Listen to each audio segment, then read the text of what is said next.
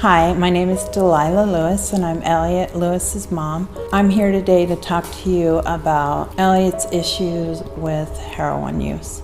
I was unaware of Elliott's use of drugs until his brother had told me that Elliott was using heroin. I came home from work one day and saw him on the couch using a needle in his arm is when I realized that it was true. After I had seen him on the couch using the heroin, I asked him, I walked in, I said, "What are you doing?" He was scared, he didn't know what to say. I realized that people that use heroin, they try to hide it, and they'll say whatever they have to do to convince you that they're not using. Being Elliott's stepmom, I didn't meet him until he was 5 years old. Right away, it was really obvious that he was just all heart, very open, honest, very fun, very caring. He said to me, he said, "Mom, I'm sorry about everything." And I said, "It's okay, Ellie." And he goes, "No." He goes, "It's not okay."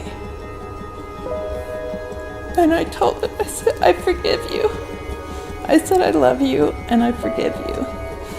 About 11:30 at night, I heard a noise. I called his name and he didn't answer me. I called his name again, he didn't answer, and so I figured he was sleeping. So I went to bed, and in the morning he hadn't come into my room. And so I'd gotten up and I went and knocked on his door, and the door was locked, I couldn't get in. And I started calling his name and he wouldn't answer me. I got on the floor to see if I could see anything in his room, and he was laying on the floor.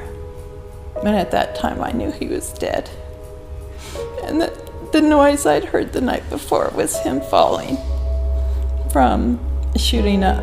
My son got there and he opened the door and he came to me and said, "Mom, you don't want to go in there?" And I said, "Yeah, I want to see him." I went in there and he was laying on the floor. At that point it was hard for me to even want to be alive. I couldn't believe that I had just lost my son. He was so precious to me. I think parents need to talk to their kids, and if they're doing drugs, if they're doing heroin, they need to just be there for them and do whatever they can do to get them through this, because it is not a good thing to wake up in the morning and go find your son dead in his room. My son's anniversary is coming up on the 16th of this month, and it's the hardest thing for me to just get through this. You just have to be there for your kids, and you tell them that you love them and that you will do whatever you need to do to help them to get through this. You do not want to be a mother who has lost their son to this disease. I'm Jane, Elliott's sister, and to me, Elliott is an extremely fun-loving person. He did anything he could to make somebody's life better, happier, and lighter. And, you know, being an addict, I think he was kind of just outside of the realm of the things that he desired for his life. And I know that he wouldn't want his overdose and his addiction to be the final thing that people think of when they think of him. 180 Ministries is a program that helps men get through the fight with addiction.